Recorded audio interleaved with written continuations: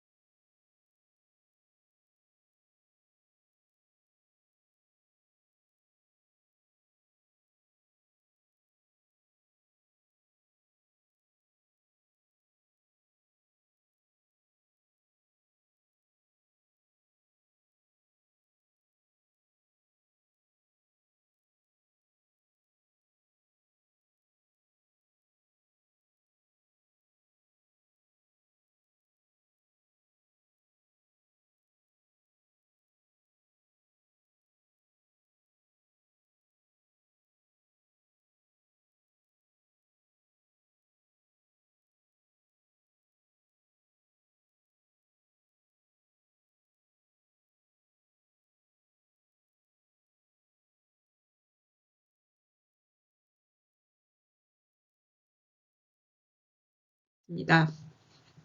자, 과학적 지식을 우리가 만들어내는 방법은 크게 두 가지가 있었죠. 연역과 귀납. 그래서 연역은 우리가 먼저 우리의 생각을 딱 가지고 그게 맞는지를 검증하는 방식.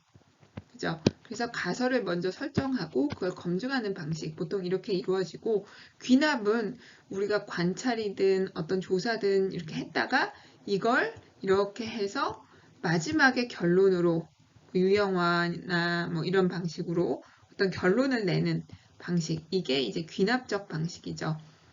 그래서 많은 경우 양적 연구는 연역적 연구로 많이 진행이 되고요. 질적 연구들은 어떤 인터뷰든 관찰이든 이런 걸 해서 이걸 통해서 이제 결론에 이르는 귀납적 방식을 많이 활용합니다. 그렇다면 관찰을 하고 유형화를 해서 이론화를 마지막에 하는 방식은 여러분 이 연역적 방식일까요? 아니면 귀납적 방식일까요? 귀납적 방식이겠죠.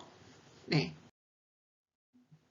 자, 연역과 귀납의 어떤 그런 특성들을 간단히 살펴봤는데 한번 그걸 이 문제를 풀면서 다시 한번 정리해보죠. 개념에 대한 조작적 정의가 필요한 거. 여러분, 이거 어떤 개념화를 한 다음에 조작적 정의가 조작화죠. 개념화 조작화는 왜 뭐 하려고 조작적 정의하죠? 측정하려고 하죠. 그래서 개념화, 조작적 정의, 조작화, 그 다음에 측정하잖아요. 이건 우리가 설정한 이론이나 가설을 검증하려고 하는 거죠. 그러니까 연역적 방법이 되고, 관찰에서 출발, 귀납적 방식이죠. 여기서 아무 이론이나 우리가 가설을 설정하지 않고 출발하는 거, 귀납 방식. 이론에 기반한 가설 설정에서 출발한 거. 그래서 그게 맞는지를 이런 방식으로 검증하는 거. 연역적 방식이죠. 관찰해서 나중에 유형화, 이론화하는 방식, 귀납적 방식. 연구조사윤리 위반 사례 살펴보죠. 차량 통행량 측정 시 운전자에게 고지에 입각한 동의를 구하지 않음. 사실상 이 운전자가 차량 통행량 측정을 하는 대상이 되고 그리고 연구 대상자가 되는 거잖아요. 그래서 연구 대상자한테는 일반적으로 고지에 입각한 동의를 구해야만 해요. 근데 피해가 없고, 그죠? 이런 경우. 차량 통행량을 측정하는데 운전자에게 특별한 피해가 없잖아요. 그리고 이익, 장기적인 이익이 큰 경우에는 고지하지 않아도 돼요. 그래서 이건 예외 사례입니다. 그리고 예를 들어서 뭐 교통신호등 설치를 위해서 차량 통행량이나 어떤 속도 같은 거 조사할 때는 그래서 반드시 고지하지 않아도 됩니다. 그래서 이거는 사실 위반한 사례는 아니고요. 답이 아니네요. 설문응답자 선정 과정을 고지하지 않음. 이거는 고지해야죠. 그죠? 이거는 위반한 사례예요. 그리고 판단 능력이 낮은 조사 대상자, 뭐 어린이나 지적 장애인 같은 경우는 보호자의 동의를 구해야 하는 거고, 그러니까 이건 아니고 위반 사례가 아니고 정신장애인에 대한 관찰 조사를 위해 연구자가 연구윤리위원회의 허가를 받아서 위장 입원해야죠. 관찰하려면. 이게 지금 틀렸네요. 그죠? 위반한 사례. 항목을 제거한 후 자료 공개해야 되고 이건 위반 사례 아니고 개별 동의서를 반드시 사전에 받아야 되고 이거 아니고 요거랑 요게 답이 되겠네요. 위반 사례 계속 살펴보네요. 연구조사 윤리 위반 사례, 조사 참여를 통한 이익을 사전에 알리지 않음. 사전에 알려야죠. 이익도 사전에 알려야죠. 이거 위반 사례 맞고. 교수가 보는 앞에서, 여러분, 교수가 보는 앞에서 강의 만족도 평가하게 되면 여러분들 솔직하게 응답하기 어렵죠. 이거 위반 사례. 조사 참여를 통해 받을 혜택을 조사 후에 알림. 아니요, 조사 전에 알려야 돼요. 이것도 위반 사례네. 조사 과정 중 본인이 원하면 언제라도 중단할 수 있으면 알려줌. 이거 위반 사례 아니죠. 이건 이렇게 해야 돼요. 자발적 동의 없이 참여자를 선정함. 이거 위반 사례네요. 여기는 위반 사례가 많네요. 하나, 둘, 셋, 5번째. 이렇게 위반 사례입니다. 이거는 익명성 보장이 안 돼서. 예를 들어서 리더가 자기 보는 앞에서 리더십을 평가하게 하는 거. 자기 하급 직원들한테 뭐 이런 거. 교수가 자기가 보는 앞에서 학생들한테 강의 만족도 평가하게 되는 거. 이런 거 익명성을 위반하게 됩니다. 자, 조사의 유형을 우리가 여러 가지로 분류해 보는데 먼저 조사의 목적에 따라서 분류는 이렇게 할 수 있죠. 그죠? 그리고 뭐 시간적 차원에 따라서 횡단조사, 종단조사 뭐 이렇게 구분하기도 하는데 먼저 조사의 목적에 따른 분류를 보면 탐색적 조사는 새로운 어떤 주제에 대해서 한번 탐색해 보는 거예요. 예를 들어서 뭐 요즘 청년들의 삶은 어떤지 막 인터뷰를 통해서 탐색해 보는 거 이런 거. 그래서 이런 경우에는 일반적으로 가설을 정하지 않아요. 왜냐하면 발견된 것들이 없고 미리 제시된 이론 같은 게 없기 때문에 새로운 주제이기 때문에 가설을 정하기가 어려워요. 그래서 일반적으로는 가설 없이 관찰이나 인터뷰를 통해서 이렇게 어떤 사실들을 찾아내고 이거를 유형화나 이론화를 귀납적 방식으로 하죠. 이런 방식으로 많은 경우 이루어지고요. 탐색적 조사는 기술적 조사는 이건 사실적으로 묘사하는 게 사실적으로 묘사하는 청년들의 부채 현황, 코로나 시기 청년들의 부채 현황이라든지 코로나 시기 요즘 한번 우리가 해볼 수 있는 연구 외국인 노동자의 노동 지위 와 노동 현황 뭐 이런 거 노동 지위 등 뭐 노동 현황 같은 거 우리가 이렇게 사회 현상의 상황이나 현황 특징 사실적으로 묘사하는 거 뭐 사회복지사의 비정규직 노동 현황 비정규 노동 현황 분석이나 노동 추이 분석 뭐 이런 거 이제 기술적 조사가 목적이 되겠죠. 그다음에 설명적 조사는 인과관계라고 여러분 생각하면 돼요. 이 프로그램에 참여해서 어떻게 변했는지를 보는 거, 혹은 뭐 우울한 친구들이 학업 성취도가 더 정말 낮은지 이 둘의 관계를 보는 거, 이런 거.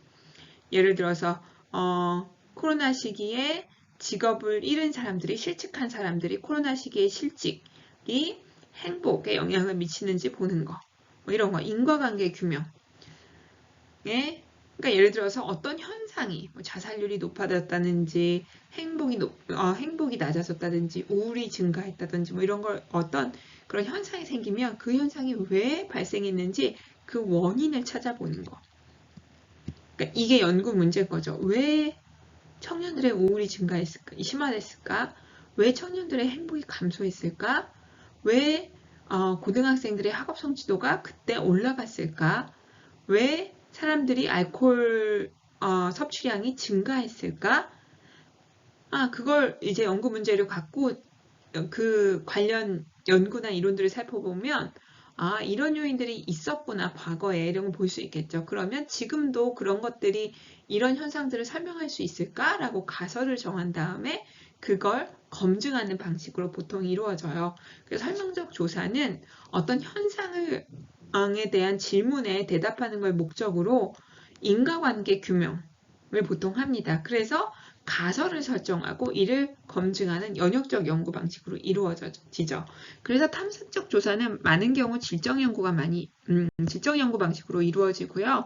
설명적 조사는 다는 아니지만 많은 경우 양적 연구 방식으로 이루어집니다. 자, 이게 조사의 목적으로 한번 우리가 구분해 보도록 하죠. 지역사회 욕구 파악하는 거. 여러분, 그냥 욕구가 뭐냐? 돌봄 욕구가 아동 돌봄 욕구가 크냐, 노인 돌봄 욕구가 크냐, 장애인 돌봄 욕구가 얼마나 되냐, 그 현황을 파악하는 거죠. 기술. 자, 무료급식 서비스를 받은 노인이 어떻게 변화됐는지, 이게 원인이 되는 거죠. 그래서 결과가 어떻게 됐는지 보는 거. 설명. 그죠? 국제결혼 가족의 이혼율, 이건 현황을 파악하는 거죠. 기술. 지역아동센터들이 얼마나 아동 대상으로 이렇게 막 지리적 접근성을 막 이렇게 찍어보는 거예요. 지역아동센터가 예를 들어 성남시에 여기 하나 있고 여기 하나 있고 여기 하나 있는데 아동들은 이렇게 뭐 분포해요. 그럼 지리적 접근성이 어떻게 되는지 현황을 파악하는 거죠. 기술. 정신장애인의 인권 민감도가 몇 점 정도인지 현황을 파악하는 거죠. 기술. 우울과 음주의 관계, 인과관계. 우울이 올라가면 음주가 올라간다든지 이게 내려가면 내려가는데 가설을 정하는 거예요. 우울하면 할수록 더 술을 많이 마신다. 이런 가설을 설정하는 거예요. 그럼 뭐에 근거해서? 기존 연구들을 검토해서 기존의 연구들에서는 우울과 음주 간의 관계가 어떻게 나왔는지 이런 거를 검토해서 가설을 설정하는 거예요. 가설은 반드시 방향성이 있어야 돼요. 우울이 높을수록 음주가 많을 것이다. 뭐 이런 식으로. 그 다음에 그걸 경험적으로 뭐 서베이든 해가지고 검증하는 거죠. 그래서 그 인과관계, 요관의 관계를 보는 거, 설명. 종단 중에서도 인류가 있을수록 더 많이 들어요. 조사의 유형에 대한 설명으로 옳은 것을 모두 골라보죠. 탐색, 기술, 설명적 조사는 조사의 목적에 따른 구분이다. 맞는 말이네요. 패널과 코호트는 동일 대상에 대한 반복적 측정, 패널만. 2차 자료 분석은 비반응적 연구 방법이다. 이게 맞는 소리인데, 네. 2차 자료 분석은 조사 대상자들이 우리한테 반응할 수 없잖아요. 관여될 수 없잖아요. 비반응적 방법이죠. 탐색적 조사의 경우에도 사전에 명확하게 수립되어야 한다. 아닙니다. 탐색적 조사는 그럴 필요가 없습니다. 답은 1, 3번이네요. 사회조사의 유형에 관한 설명으로 옳은 것은 자, 또 문제 풀면서 한번 더 이해해보죠. 모든 연구는 이 세 가지의 목적 중에 하나를 가진다. 맞는 말이고요. 코호트는 매번 동일 대상. 아니, 패널은. 그죠? 패널 얘기하는 거고요. 종단 연구는 질적 연구로도 이루어질 수 있죠. 동일 대상을 계속 인터뷰를 계속 해나갈 수 있죠. 그죠? 계속 관찰을 해나갈 수 있죠. 그러니까 이건 틀린 말이죠. 질적 연구로도 이루어질 수 있다가 맞는 말입니다. 패널 연구는 경향을 확인하기 위해 해마다 다른 표본을 선정한다. 경향 연구. 그죠? 아까 이거는 경향 연구가 이렇게 되는 거예요. 패널은 동일한 대상을 선정한다가 패널이 됩니다. 이것도 틀렸네요. 경향 분석은 패널 연구보다 개인의 변화에 더 명확한 건 경향 분석보다 코호트보다 패널입니다. 그러니까 이건 틀린 소리네요. 답은 1번만 맞는 말이네요. 개입의 효과를 평가하는 연구에서 두 개 모집단의 평균 간의 차이가 없을 것. 그러니까 우리가 연구 가설은 우리가 맞기를 희망하는 가설이에요. 예를 들어서 우울하면 할수록 음주량이 많을 것이다. 이게 우리 연구 가설이에요. 근데 연가설은 우리가 틀리기를 바라는 가설이에요. 예를 들어서 우울과 음주 간에는 차이가 없을 것이다. 이게 우리 연가설이에요. 응? 그래서 우리가 통계적으로 분석할 때는 이 연가설이 틀리다라는 걸 검증하면 연구가설이 맞다는 게 되잖아요. 그죠? 그래서 이 연가설은 우리가 입증하고자 하는 것과 반대되는 내용이 되거든요. 연가설은. 그래서 우리가 H0가설로 설명하고 연구가설은 뭐 H1, 뭐 여러 가지 연구가설 H2, H3에서 HN까지 뭐 이렇게 나가는 거고요. 그래서 이렇게 됩니다. 그러면 보죠. 자, 개입의 효과를 평가하는 연구에서 두 개의 모집단의 평균 간의 차이가 없을 것. 그러니까 우리가 개입의 효과를 평가하는 연구는 두 개의 모집단의 일반적으로 평균 차이가 있을 걸 가설하잖아요. 예를 들어서 개입을 한 집단, 개입 집단, 그러니까 실험 집단이 되는 거죠. 실험 집단과 통제 집단, 개입을 하지 않은 집단 간의 평균 간의 차이는 있을 것이다. 같지 않을 것이다가 연구가설이 되는 거죠. 그죠? 그죠? 그러면 연가설은 두 집단이 통계적으로 유의한 차이가 없을 것이다. 그치? 같을 것이다. 평균 차이니까 첫 번째 집단과 두 번째 집단 간의 차이가 없을 것이다. 이게 지금 연가설이 되는 거죠. 연구가설은 같지 않을 것이다. 가 되는 거고요. 차이가 있을 것이다. 가 되는 것이고 우리가 통계적으로 접근하는 방식은 이 연가설이 틀리는 걸 검증하는 거예요. 자, 그럼 봅시다. 연가설에 관한 설명. 연가설은 두 집단 간의 차이가 없을 것이다. 같을 것이다. 그러니까 맞네요. 이렇게 표현하는 게 연가설은 가설 검증에서 반드시 필요해요.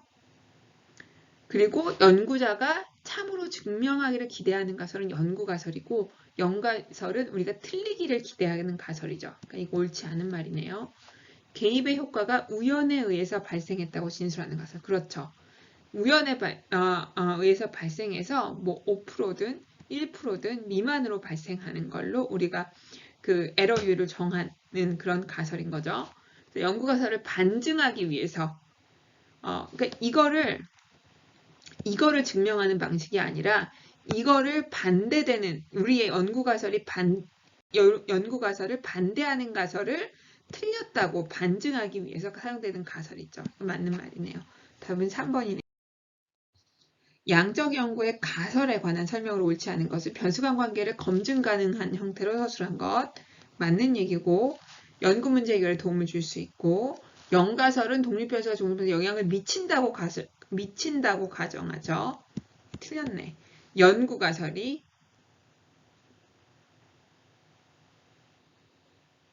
잠깐. 내가 헷갈렸네요. 자, 연구가설은 이거 맞는 말이네. 그죠? 우리가 연구가설이 독립변수가 종속변수에 영향을 미친다. 그죠? 그러면 연가설은 독립변수가 종속변수에 영향을 미치지 않는다. 라고 가정하는 거죠. 그러니까 이건 맞는 말이네요. 그리고 요거를 틀렸다고 우리가 검증함으로써 얘가 맞다는 걸 입증하는 방식을 쓰는 거거든요. 얘 맞는 말이네요. 미안해요. 자, 이거 다 맞네요. 하나의 가설에 변수가 많을수록 가설 검증이 유리하다. 아니에요. 변수가 많으면 많을수록 가설이 많아지고 더 유리하거나 불리하지는 않아요. 그냥 하나씩 다 가설을 검증해야 되는 거예요. 그래서 유리하거나 불리하다해지지는 않아요. 변수의 수에 따라서. 답이 4번이네. 탐색적 조사는 가설을 설정할 필요 없죠. 얘는 연역적 조사에서 이론을 만들고 이 이론, 우리의 이론이 이제 가설이 되는 거고 그걸 연역적 연구에서는 가설을 설정한 다음에 시작하죠. 그 다음에 이거를 검증하기 위해서 연구 방법을 만들고 검증해서 틀렸다 맞았다 해서 이론을 검증하는 방식으로 우리가 접근하죠. 그래서 필요하고 탐색적 조사는 그럴 필요가 없어요. 탐색적 조사는 그냥 관찰하거나 인터뷰하거나 해서 나중에 이론 네, 변수 이어서 다뤄볼 텐데요. 변수는 우리가 다양한 기준에 의해서 또 구분해 볼 수 있어요. 연속성이라든지 또 속성이라든지 그 다음에 인과관계 등에 따라서 우리가 변수를 구분해 볼 수 있는데요. 먼저 연속성에 따라서 보면 서열화된 값을 가지는 변수들을 연속변수라 그래요. 예를 들어서 연령이라든지 소득. 얘네들은 양적 변수, 질적 변수하고도 좀 같이 가는데 대체로 양적 변수는 연속 변수고요. 질적 변수는 비연속 변수예요. 그러니까 완벽히 맞아떨어지진 않은데 대체로 그래요. 그래서 연령이라든지 소득이라든지 뭐 성적이라든지 점수, 성적 점수라든지 뭐 0점부터 100점 뭐 이런 점수, 그 다음에 뭐 키, 뭐 이런 것도 몸무게 뭐 이런 것들이 여기 들어가고요. 비연속 변수는 서열화된 값을 뭐가 높거나 낮거나 많거나 적거나 이런 게 아닌 것들 성별, 인종, 종교, 국적 뭐 이런 것들이 여기 들어갑니다. 그리고 유사하게 양적 변수는 속성을 수치로 나타낼 수 있는 거 그렇죠? 연령이라든지 몸무게라든지 키 뭐 이런 것들이 여기 들어가고요. 질적 변수는 수치가 아닌 범주로 나타내는 거 인종, 종교, 직업, 거주 지역 이런 것들이 질적 변수 될 수 있고요. 그리고 인과관계에 따라서는 여러분들 이렇게 구분해 볼 수 있어요. 제일 중요한 건 독립변수, 존속변수예요. 인과관계에서. 그래서 우리가 아까 우울하면 우울할수록 음주를 더 많이 할 것이다. 그죠? 음주는 결과고 여기서 이 음주를 야기하는 원인이 우울이죠. 그죠? 그러면 이 원인이 되는 변수가 독립변수고요. independent variable이 되고요. 그 다음에 여기에 종속돼 있는 거죠. 그래서 얘가 높아지면 얘도 같이 높아지는 그런 종속돼 있는 변수가 이제 dependent variable이라 그래서 종속 변수가 되는 거죠. 그래서 이 두 가지 그러니까 여러분들 나중에 논문을 만약에 양적 연구로 논문을 쓰면 이 독립 변수와 종속 변수는 최소한 있어야 되고요. 그리고 통제 변수는 종속 변수 우리가 사회과학에서 어떤 현상을 설명하는 데 있어서 예를 들어서 누군가가 음주를 더 많이 해요. 그러면 그 현상을 설명하는 데 있어서 딱 하나의 원인만 있나요? 굉장히 다양한 것들이 어떤 하나의 현상에 영향을 미치죠. 근데 나는 우울에 초점을 두고 그걸 보겠다는 거예요. 우리 연구에서. 그러면 우울이 음주에 미치는 영향을 내가 내 연구에서 보고 싶으면 음주에 영향을 미치는 다른 요인들은 우리가 통제한, 컨트롤한 상태에서 컨트롤 베리어블이라고 그래요. 통제 변수. 컨트롤한 상태에서 우울의 영향을 봐야 되겠죠. 그러면 그 지난 연구들, 기존 연구들, 선행 연구들에서 음주에 영향을 미친다고 검증되어 왔던 많은 변수들을 통제해야 되겠죠. 예를 들어서 여자보다 남자가 음주를 더 많이 한다라든지 성별, 나이가 많은 분들이 더 음주를 많이 한다든지 뭐 연령이라든지 아니면 뭐 실업, 고용 상태라든지 소득이라든지 뭐 이런 기존의 뭐 학력이 낮은 분들이 더 음주를 많이 한다 뭐 이런 어떤 결과들이 있다면 이런 것들을 통제 변수를 같이 보는 거죠. 그래서 얘네들을 컨트롤한 상태에서 우울의 영향력을 보는 거예요. 우리가 집중해서 보고 싶은 독립 변수의 영향을 보는 거예요. 그래서 한번 정리하면 독립변수는 원인 변수고요. 종속 변수는 결과 변수.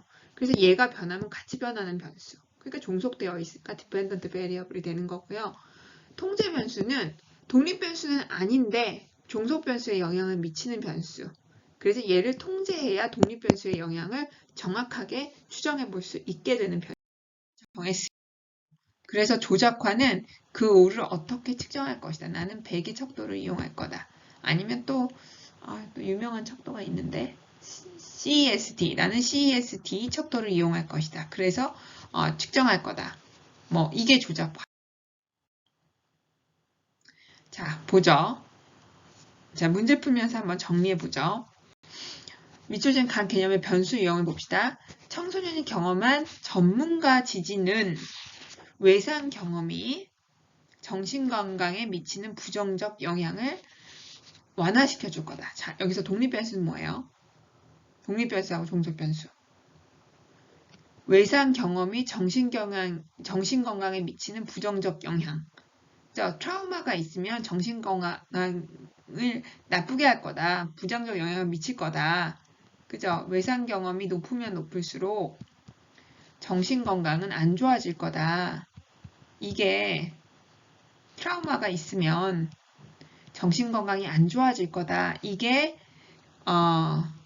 독립변수고 종속변수 하나의 가설인데 전문가 지지가 들어가면 전문가 지지가 없는 집단은 외상 경험에 기울기가 관계가 이 정도라면 전문가 지지 개입이 되면 이게 이렇게 낮아질 거다. 완화될 거다. 관계가 이렇게 보는 거죠. 아까 이런 변수 뭐라 그랬죠? 조절 변수. 그래서 전문가 지지는 조절 변수, 외상 경험은 독립 변수, 정신 건강은 종속 변수 이렇게 되는 거죠. 우리가 조작적 정의를 하죠. 답은 4번이 되겠네요. 자, 조사 연구의 과정에 대한 설명으로 옳지 않은 것은 연구 문제의 발견 및 설정은 조사에서 핵심적인 부분이다. 그럼요. 연구 문제를 맨 처음에 설정하고 연구 문제나 연구 목적 이걸 가지고 시작을 하죠. 우리가. 그 다음에 우리가 연역적 연구를 할지 귀납적 연구를 할지 양적 연구를 할지 질적 연구를 할지 이걸 결정하고 연구 문제에 맞춰서 그 다음에 우리가 연역적 연구를 한다고 하면 가설 설정하고 연구 문제나 이론에 근거해서 가설을 설정하고 뭐 이런 개념화나 이런 것들을 해서 이렇게 나가는 게 되는 거죠. 그죠? 자, 한번 봅시다. 핵심적인 부분이 맞고 가설은 연구 문제와 이론에 근거하여 그렇죠. 이거에 근거해서 구성돼야지 내가 그냥 뜬금없이 막 하늘에서 뚝 떨어지듯이 가설을 만드는 게 절대 아니에요. 틀렸고 연구 문제는 가설 설정과 조세 설계 이전에 이루어져야죠. 그죠? 연구 문제를 먼저 정한 다음에 이제 설정돼야 되고 연구 문제 설정 시 이런 것들이 고려되어야 되죠. 연구 설계를 어떻게 할지 같이 고려돼야 되고 조사 연구 과정은 자료의 분석 아니죠. 자료를 분석한 다음에 그 다음에 그거 해석하고 다시 결론을 내고 함의를 또 함의를 찾아내고 도출하고 이런 것들이 이어져야죠. 답은 5번인데요. 조사 연구 과정의 일부이다. 이를 순서대로 나열하시오. 아동학대는 청소년 비행을 촉발할 것이라는 가설 설정. 그 다음에 대상자 선정, 관심 주제 선정, 설문지 작성. 자, 주제를 먼저 설정하는 게 먼저 돼야죠. 그 다음에 가설 설정. 여기서는 연구 주제, 연구 문제 설정한 다음에 그 다음에 선행 연구 검토해서 이론을 검토해서 가설을 그 다음에 설정해야죠. 그죠? 그 다음에 연구 방법을 정하는데 여러분 가설을 설정한 다음에 가설 안에 뭐가 있어요? 변수가 있고 그죠? 변수가 있잖아요. 그럼 변수별로 우리가 개념화해야죠. 조작화해야죠. 그 다음에 측정해야죠. 그죠? 그래서 측정을 위해서 설문지 작성해야죠. 그죠? 그 다음에 대상자 설정해야죠. 이런 순인데요. 3, 1, 4, 2. 그래서 4, 2는 사실 연구 방법 단계에서 연구 방법 단계에서 다 이루어지는 거예요. 우리가 어떤 척도로 측정할지, 그 다음에 누구를 대상으로 할지, 그 다음에 어떻게 자료 수집할지, 그 다음에 어떻게 분석할지 이런 거 정하는 게 이제 연구 방법에서 하는 건데, 그 중에서 이 설문지 작성 측정하는 요걸 먼저 정하죠. 그 다음에 대상자 선정을 하죠. 보통 일반적으로 3, 1, 4, 2. 자, 인과관계로 넘어오죠. 인과관계는 세 가지 요건을 충족시킬 때 이 두 변수 간에 인과관계가 있다라고 우리가 얘기할 수 있어요. 얘가 얘를 일으켰다. 이 현상은 얘 때문에 발생했다. 더 심화된다, 더 약화된다, 뭐 이렇게 얘기할 수 있는데 세 가지. 자, 봅시다. 얘가 변하면 얘도 같이 변하는가? 어떤 방향의 일관성을 갖고. 두 번째, 얘가 먼저 변하는가? 독립변수가 변하면 종속변수가 따라 변하는가? 시간적 우선성. 그 다음에 통제성.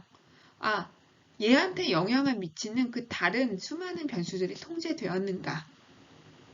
그때 이 인과관계가 이 세 가지가 만족될 때 이 둘의 인과관계가 비로소 타당하다. 인과관계가 있다라고 얘기하는 게 비로소 타당하다라고 우리는 얘기할 수 있거든요.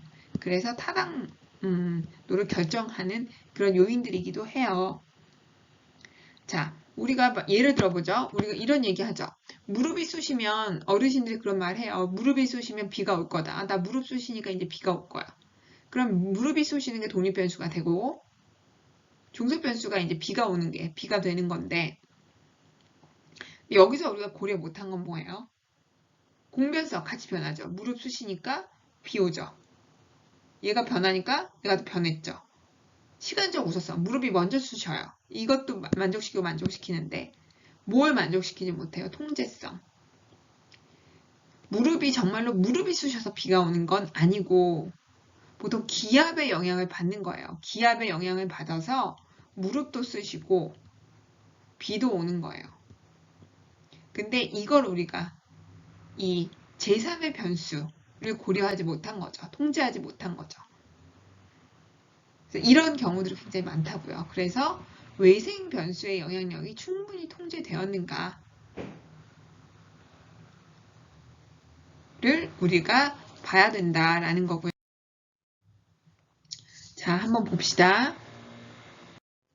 다음에서 사회복지사가 간과하고 있는 인과관계의 조건은 자, 세 가지 중에 한번 봅시다. 여기 있네요. 공변성, 시간적 우선성, 통제성 세 가지죠. 읽어볼게요. 지역자활센터 사회복지사는 지역사회의 실업률을 줄이기 위해서 취창업 교육 프로그램을 실시했어요. 자, 독립변수가 이 취창업 교육 프로그램이죠. 인디펜던트 베리어블. 그 다음에 프로그램을 시행한 후 지역사회의 실업률을 조사했어요. 그러니까 여기에 영향을 미칠 거라고 본 거죠. 이 실업률, 이게 이제 디펜던트 베리어블이네요. 그죠? 이게 줄어들었어요. 이 프로그램을 실시하고는 지역사회 실업률을 조사하니까 실업률이 진짜 줄어들었어. 발견하고 취창업 프로그램이 효과적이라고 판단하였다. 자, 공변성. 같이 변했죠. 얘 실시 안 하다가 했죠. 실업률을 감소했죠. 그죠? 시간적 우선성. 얘 한 이후에 실업률 줄어들었죠. 있었죠. 근데 통제성. 자, 실업률에 영향을 미치는 어떤 다른 요인들이 있을 수 있을까요? 지역사회의 실업률에 영향을 미치는. 예를 들어서 경기가 좀 회복된다든지 지역사회에 새로운 인플로이어가 생겼다든지 새로운 기업체가 들어왔다든지 이런 게 큰 다른 변수일 수 있잖아요. 뭐에 영향을 미치는? 디펜던트 베리어블인 지역사회의 실업률에 영향을 미치는. 근데 그걸 우리가 통제하지 못했죠. 그러니까 답은 통제성을 간과하고 이 프로그램의 효과성이 있다라고 성급히 결론을 내린 거죠. 이거는.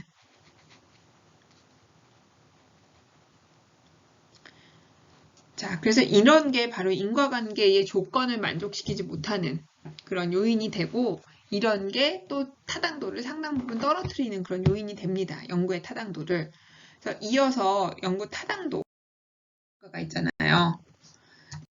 자존감 척도를 쓰잖아요. 사전 척도 사전 검사할 때는 A척도 쓰고 사후 검사할 때는 B척도 쓰면 얘는 좀 높게 나타나는 경향, 얘 척도는 좀 낮게 나타나는 경향이 있으면 또 도구의 영향을 받아요. 그래서 사실은 이 다른 척도를 써도 그렇고 사전 사후 검사 두 번을 하는 경우에는 같은 척도를 쓰면 검사 효과가 있고 다른 척도를 쓰면 도구 효과가 있기 때문에 사실 둘 다 내적 타당도를 저해하는 요인이 발생해서 일반적으로 그냥 같은 척도를 쓰는 경향이 있고, 근데 너무 이제 그 사전 사후의 간격이 뭐 예를 들어서 오늘 검사하고 2시간 이후에 또 검사하고 이러면 그 검사 효과가 너무 크기 때문에 요 간격을 좀 두고 일주일이라든지 2주일, 3주일 이렇게 두면 검사 효과가 조금 사라져요. 그래서 이렇게 활용을 많이 합니다. 어쨌든 이 첫 번째 예에서는 통계적 회귀 검사 효과 동일한 자존감 척도 지나치게 낮은, 여기서 통계적 회귀 동일한 자존감 척도 바로 나와야 돼요. 검사 효과. 자, 3세 여아는 실험 집단, 남아는 통제 집단. 자, 편향적 성별. 그 다음에 편향적 성별이 일단 이루어졌고 3세 여아, 3세 여기서 성숙 효과 딱 있을 수 있겠죠. 얘네들은 굳이 뭘 안 해도 인지행동 집단 프로그램을 안 해도 이 3세들은 금방 성숙하거든요. 그래서 얘는 두 가지가 또 있네요. 편향적 성별, 성숙 효과. 그죠? 그 다음에 세월호 생존자, 아까 재난 상황이나 그런 분들한테 또 이런 분들, 그리고 트라우마를 가지신 분들, 뭐 자살한 분들, 가족이라든지 세월호 생존자라든지 재난을 경험한 분들이라든지 뭐 이런 경우에는 이런 분들도 또한 이 성숙 효과를 가질 수 있어요. 그냥 변화하는 거죠. 시간이 지나면 그 트라우마에서 스스로 이제 회복되는 면이 있어서 일단 여기서 성숙 효과 있는 거 우리가 좀 생각해 볼 수 있고, 위기 개입 프로그램의 효과성을 하기 위해 사전 사후 동일한 척도 사용했어요. 그러면 검사 효과 두 개 있을 수 있네요. 성숙 효과, 검사 효과. 네, 생각해 볼 수 있어요. 자, 또 봅시다. 저해 요인, 타당도 저해 요인. 자, 재난 지역 주민. 자, 이것도 아까 성숙 효과 있을 수 있다라고 얘기했죠. 프로그램 효과성 검증하기 위해서 동일한 척도로 디스트레스 정도를 측정했다. 검사 효과. 성숙 효과. 검사 효과는 여기 없네. 답은 3번이네요. 조사 결과의 타당도에 대한 설명으로 옳은 것은 내적 타당도가 높으면 아니에요. 이건 다른 얘기예요. 내적 타당도가 높다고 외적 타당도가 반드시 높다고 말할 수 없어요. 아니고 얘는 얘대로 샘플링이 잘 돼야 되고 얘는 아까 그런 요인들을 고려해야 되고 조사 대상의 성숙은 내적 타당도 저행 요인, 외적 타당도는 대체로 샘플링하고 관련이 있어요. 표집하고. 틀린 말이고 효과성이 서울과 제주에서 다르게 이거 아까 얘기했죠. 일반화에 문제가 있는 거. 이거는 외적 타당도. 답이 3번인데요. 프로그램의 효과를 확인하기 위해서는 내적 타당도가 확보돼야 된다. 이거는 완전 필요 조건. 이건 맞는 말이죠. 답은 3번이네요.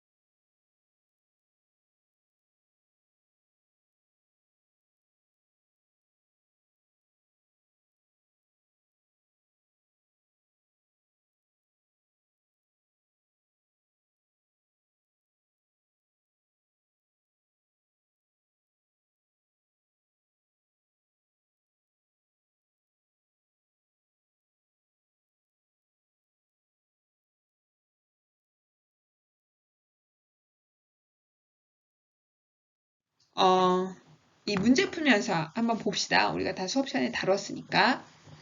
그래서 이렇게 실험 설계가 적합한 경우에는 개입을 해서 그 개입의 효과를 보는 그런 연구일 때 실험 설계가 적합해요. 그러면 지역사회 욕구조사 같은 어떤 그런 기술적 연구, 기술적 목적을 가진 연구에는 굳이 실험 설계를 할 필요는 없는 거죠. 개입의 효과성을 보는 게 아니기 때문에. 그리고 소득 수준별 복지 태도도 그렇죠. 그죠? 소득 수준별로 나눠가지고 그냥 복지 태도 보면 분석하면 되는 거지. 복지 태도를 그냥 다 조사한 다음에 소득 수준별로 나눠서 비교해 보면 되는 거죠. 그죠? 이것도 이제 사실 기술적 연구예요. 이거는 이 프로그램에 참여한 저소득 구직자의 변화 연구. 그러면 저소득 구직자를 실험 집단하고 통제 집단으로 나눈 다음에 사전 사후 한 집단만 자존감 회복 프로그램에 참여시킨 다음에 사후 조사해서 여기서는 점수 차이가 10점이 났는데 여기는 3점밖에 안 났어요. 그러면 이 프로그램에 효과가 있다라고 우리가 한번 얘기해 볼 수 있는 거죠. 이럴 때 실험 설계가 적합해요. 어떤 개입이 들어갈 때, 그런 프로그램 같은 개입이 들어갈 때. 이게 답이 되겠네요. 실험률 조사 연구는 그냥 이것도 기술적 연구가 되는 거죠. 실험 설계에 관한 설명으로 옳지 않은 것은 자, 순수 실험 설계는 세 가지가 있어야 된다 그랬잖아요. 무작위 할당해야 되고 그 다음에 독립 변수가 실험 집단에만 개입이 돼야 되고 그죠? 그 다음에 종속 변수를 비교해야 되고 그죠? 그래서 두 집단을 만들 때 순수 실험 설계는 무작위 할당이 들어가야죠. 그리고 순수, 유사, 준, 그 다음에 전, 1로 갈수록 내적 타당도가 높고 그만큼 정교하고 그만큼 인과관계가 우리가 이 둘의 관계가 인과관계를 갖는다라고 우리가 얘기할 수 있는 거고 1로 갈수록 그렇지 않아지는 거고요.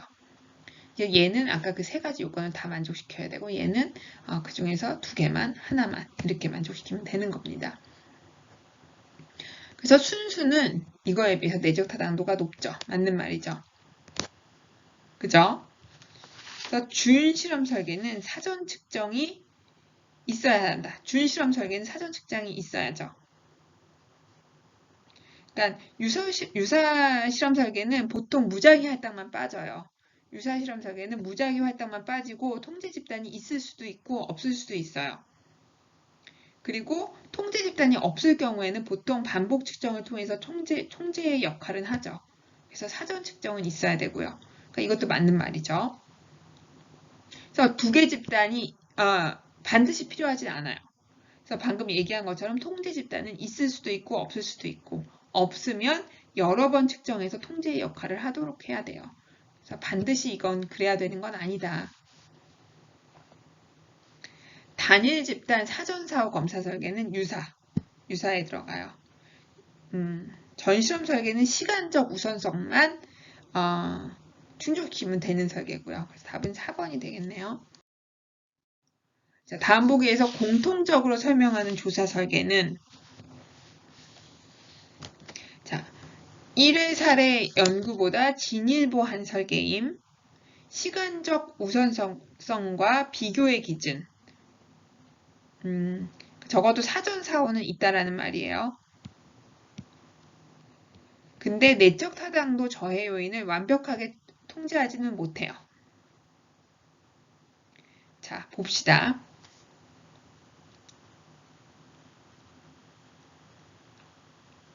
이거는 1회 한 번 그냥 딱 개입한 다음에 사후만 측정한 1회 사례 설계보다는 진일보했지만 시간적 우선성과 비교의 기준, 사전 사후는 측정을 했다라는 거죠. 그죠? 근데 내적 타당도 저해 요인들, 통제 집단이 있다든지, 통제 집단이 무작위 할당이 됐다든지, 반복 측정을 했다든지, 이런 것들은 하지 못했다라는 거예요. 한번 보죠. 일단 통제 집단이 있어요. 통제 집단 사후 검사 설계. 이거는 사전 검사는 안 했지만 이 경우에는 우리가 순수 실험 설계에 들어가죠. 그 다음에 플라시보 통제도 순수에 들어가고 통제 집단 사전 사후가 가장 정교한 순수 실험 설계에 들어가고요. 그 다음에 동일하진 않지만 통제 집단을 만들어서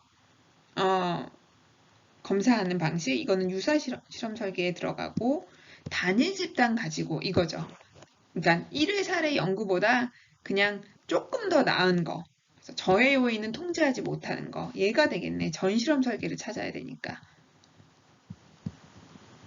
그죠? 답은 2번이 되겠네요. 그죠? 얘만 전실험 설계고 얘는 지금 전실험 설계에 대해서 얘기하고 있죠. 답은 자, 단일 사례 연구에 대한 설명으로 옳지 않은 것은 단위는 개인 집단뿐 아니라 조직이나 지역사회도 될 수 있고요. 외적 타당도는 낮죠. 단일 사례 연구 그냥 한 거니까 얘는 한 사례만 했는데 어떻게 이거 일반화 가능성이 높겠어요? 일반화 가능성은 낮죠. 그러니까 단일 사례를 할 때는 내적 타당도를 높이는 방법은 반복 측정이에요. 그걸 통해서 내적 타당도는 어느 정도 높일 수 있지만 외적 타당도를 높일 수 있는 방법은 사실 없죠. 단일 사례니까. 그래서 외적 타당도는 사실 한계가 있어요. 답은 2번이 되겠네요. 근데 단일 사례 연구의 장점은 즉각적인 피드백이 가능해서 바로바로 어떤 그 그러니까 바로바로 피드백이 돼서 개입 방법을 좀 바로 좀 바꿔보고 또 바꿔보고 뭐 이런 거 할 수 있는 게 사실 단일 사례 연구의 장점이거든요. 그래서 조사 연구와 실천 과정이 통합될 수 있죠. 단일 사례 연구는. 그리고 반복 측정을 통해서 내적 타당도도 높일 수 있어요. 그렇죠? 맞는 얘기네요. 답은 2번이. 단일 사례 설계 중 개입 방법을 바꾸는 거. A 개입해봤다, B 개입했다, C 개입했다, D 개입했다. 뭐 A, B 할 수도 있고, 뭐 우리 뭐 여러 가지 이제 단위 사례 설계가 있는데 A, B, C, D 이거는 서로 다른 복수의 개입 방법을 연속적으로 A 방법, B 방법, C 방법, D 방법 해보는 거예요.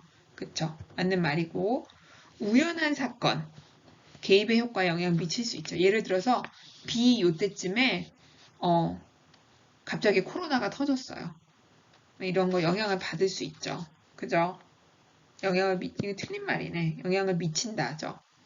서로 다른 개입 방법의 효과성을 비교할 수 있죠. 그러려고 이거 하는 거예요. 근데 순서 효과, 영향을 받죠. 이 A의 효과가 B로 개입 방법 바꿨지만 효과가 이렇게 좀 남아있을 수 있고, 첫 번째 했을 때, 두 번째 했을 때, 세 번째 했을 때, 네 번째 했을 때 순서 효과도 영향을 미칠 수 있죠. 영향을 받는다죠, 답은. 이게 틀린 말이네요. 답은. 맞는 얘기는 1번, 3번이네요. 표집 중에서 체계적 표집 방법이에요. 그 다음에 성인의 정치의식을 조사하기 위해서 소득을 기준으로 최상, 상하, 최하. 자, 이렇게 몇 개로 집단 나눠서 뽑는 방식. 이거 층하 표집이에요. 구분한 다음에 각각의 계층이 모집단에서 차지하고 있는 비율에 맞춰서 자, 우리나라 성인을 보는 거예요. 우리나라 성인은 뭐 18에서 우리가 18에서 한 65세라고 그냥 64세 우리가 정했다고 봅시다. 그래서 이제 어르신들은 제외하고 성인들의 정치의식만 보겠다 하고 어르신들 제외한 성인들 그러면 이분들의 최상 상하 로 구분한 다음에 각각의 계층이 모집단을 보니까 우리나라가 최상 상하 최하 이렇게 봤을 때 10%, 40%, 40%, 10% 이렇게 차지하고 있더라면 우리 이렇게 차지하고 있다고 본다면 1,500면의 표본을 4개의 소득 계층별로 소득 무대하기 표집하였다. 그러니까 우리의 그 표본을 몇 개의 그룹으로 나눠서 그 안에서 무작위 추출하는 건 여러분 확률 표집 중에서 층화 표집에 들어가요. 그러면 얘 같은 경우는 어떻게 하냐? 이렇게 10%, 40%, 40%, 10%라면 우리가 1500명을 뽑기로 했어요. 표본 크기가 1500명이에요. 그러면 이걸 4집단으로 나누는 거예요. 그러면 10%니까 150, 그 다음에 600, 600, 150. 자, 최상, 상하, 최하. 그 다음에 요 안에서 우리 성인들, 이 모집단은 어마어마하게 많겠죠. 3천만 명쯤 되겠지. 3천만쯤 되겠지. 그러면 이 중에서 10%니까 300만 중에서, 최상 300만 중에서 150명을 무작위로 뽑고, 단순 무작위로. 그 다음에 헷갈리네. 몇 명이지? 1200만 몇 명인가? 중에서 600명을 무작위로 뽑고, 그 다음에 1200명, 여기 하에 속하는 1200명 중에서 600명 무작위로 뽑고, 이런 방식이 되는 거예요. 그래서 모집단은 3천만 명, 성인 모두가 되는 거고, 표집 틀은 우리가 이 3천만 명을 쭉 늘어놓는 게, 소득 수준별로 쫙 계층별로 늘어놓는 게 우리 표집 틀이 될 거고, 표본 크기는 1500명인데 이렇게 나뉠 거고, 표집 방면은 그룹으로 나눠서 그 안에서 무작위니까 확률 표집에 층화 표집, 이거는 그래서 비례 층화 표집이라고도 해요. 그 방법이 되겠네요.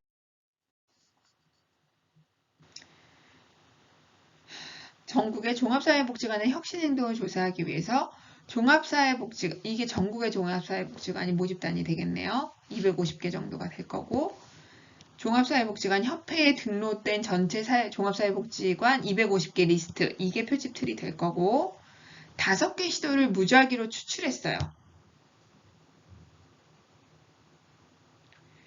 그치? 무작위로 추출했어. 5개 시도를. 그러면 이 시도가, 우리나라의 시도가 진짜 많은데 그 중에서 5개만 뽑았어. 근데 그 5개가 뭐 서울시, 대구, 인천, 부산, 대전 뭐 이렇게 뽑혔어. 예를 들어서 그렇게 뽑혔다고 봅시다. 이 5개 시도를 무작위로 추출한 다음에 5개 시도에서 각각 5개의 종합사회복지관을 추출했어요. 서울시에서 5개, 대구에서 5개. 이거는 집락을 우리가 어떤 우리의 모집단에서 집락을 무작위로 추출한 다음에 조사하는 거.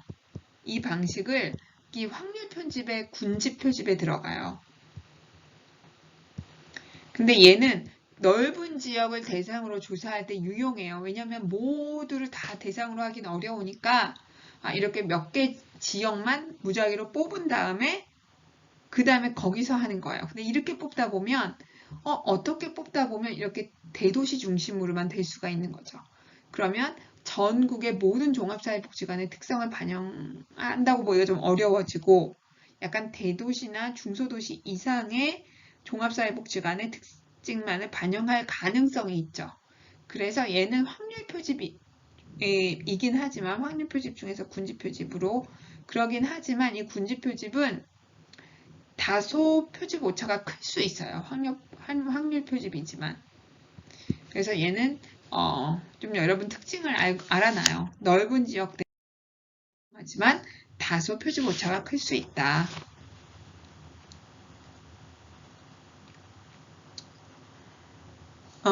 봅시다. 표본 추출 방법에 관한 설명으로 옳은 것을 모두 고르시오.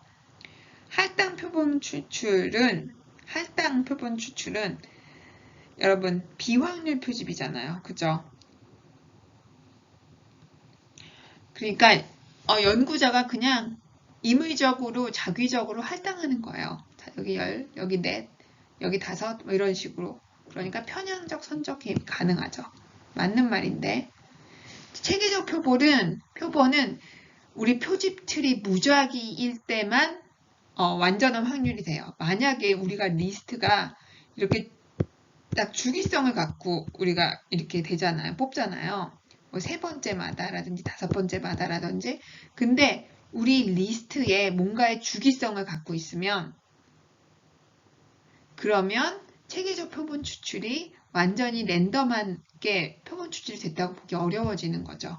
그래서 이 주기성이 문제가 될 수 있고, 그래서 리스트가 랜덤하게 만들어졌을 때만 쓰는 게 좋아요. 이 체계적 표본 추출은.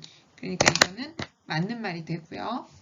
그 다음에 층화 표본 추출은 여러 하위 집단 아까 나눴잖아요. 그 다음에 그 안에서 무작위 추출하는 거였죠. 이거 맞는 말인데 군집 집락은 아까 다단계 표본 추출이 가능하죠. 그죠? 우리 아까 지역별로 뽑은 다음에 1차로 전 지역에서 무작위로 몇 개 지역을 뽑은 다음에 그 안에서 다시 무작위로 뽑을 수 있죠. 그죠? 혹은 그 안에서 또 다른 방식으로 뽑을 수 있죠.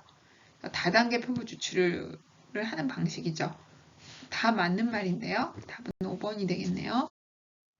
표본 크기와 표집 오차에 관한 설명으로 옳은 것은 자료 수집 방법은 그렇죠.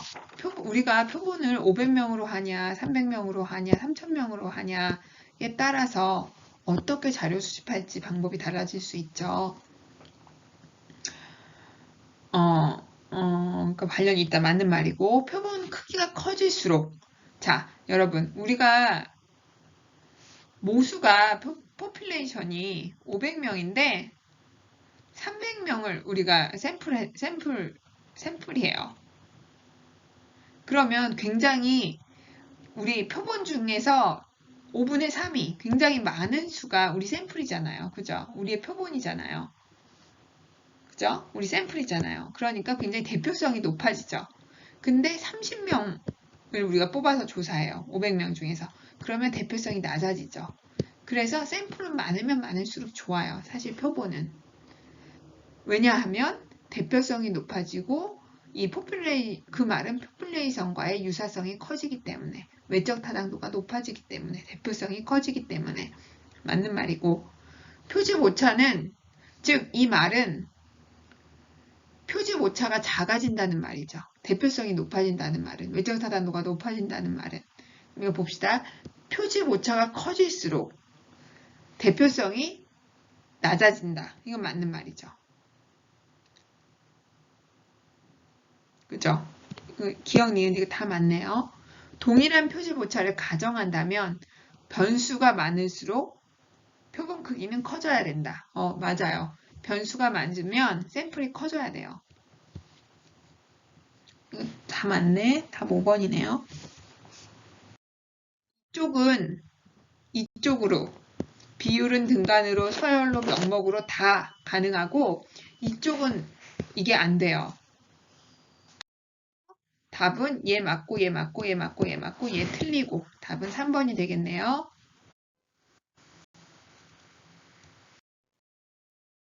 체계적 오류는 타당도를 저해해요.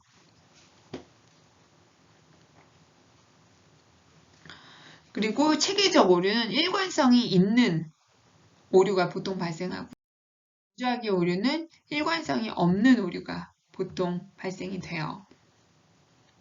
자, 봅시다. 자, 문제 풀면서 한번 정리해보죠. 측정의 오류에 관한 설명으로 옳은 것은 편향에 의한 체계적 오류 발생하죠. 그죠? 맞죠? 편향에 의해서.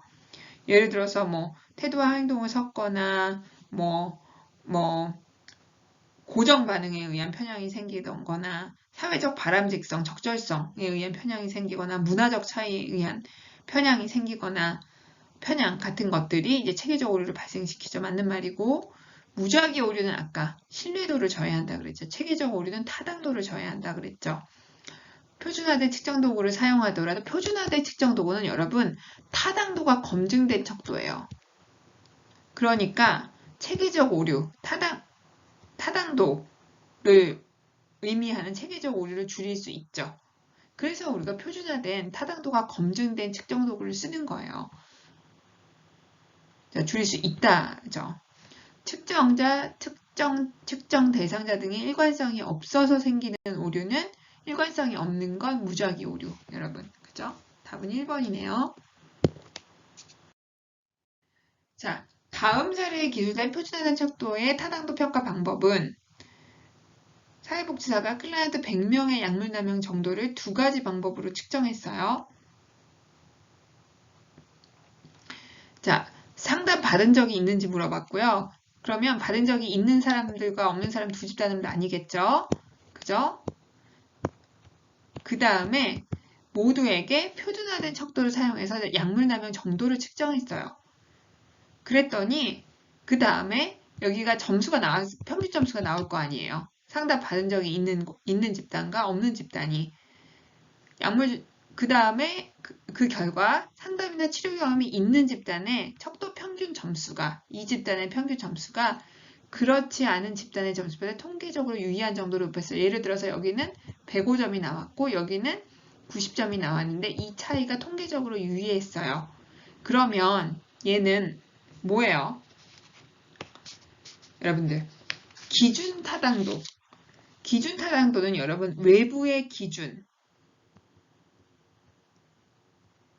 비교해서 타당도를 판단하잖아요.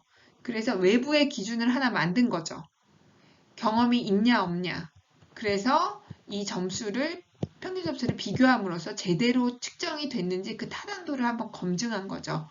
그러니까 얘는 외부의 기준을 만들어서 타당도를 검증했기 때문에 기준 타당도가 되는 거죠.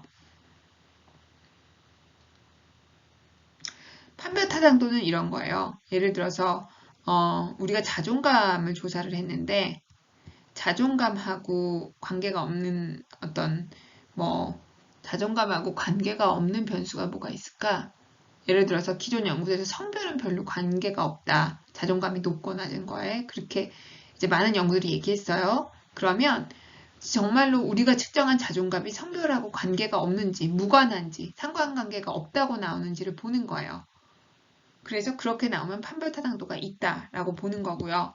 수렴 타당도는 자존감하고 일반적으로 우울과 반대 방향으로 굉장히 높게, 얘가 높으면 높을수록 얘가 낮다고 굉장히 높은 관련이 있다고, 상관관계가 있다고 얘기되어 왔어요. 그러면 이 두 가지가 정말로 그렇게 나오는지 보는 거예요. 그러면 정말로 우리가 측정한 그 자존감 점수하고 우울 점수하고 정말 관계가 높은지를 보고 그렇다면 자존감이 잘 측정됐다. 타당도가 높게, 신뢰도가 높게 측정됐다라고 우리가 보는 거죠. 타당도가 높게 측정됐다. 그게 수렴 타당도고요. 개념 타당도는 이론을 토대로 보는 거예요. 그래서 예를 들어서 회귀 분석을 해봤고 기존 연구들에서 자존감이 높으면 학업 성취도가 높다고 봤어요. 그러면 이게 정말로 이렇게 나오는지를 봐서 그렇게 나오면 타당도가 있다라고 보는 거고 내용 타당도는 자존감이 정말로 자존감을 측정하고 있는지 보는 거예요. 혹시 자기 효능감이나 다른 걸 측정하고 있지는 않은가를 보는 게 이제 내용 타당도고 이런 거 전문가들한테 물어보거나 이런 방식으로 많이 보죠. 그래서 여기서는 기준을 만들어서 보기 때문에 이제 기준 타당도가 되겠습니다.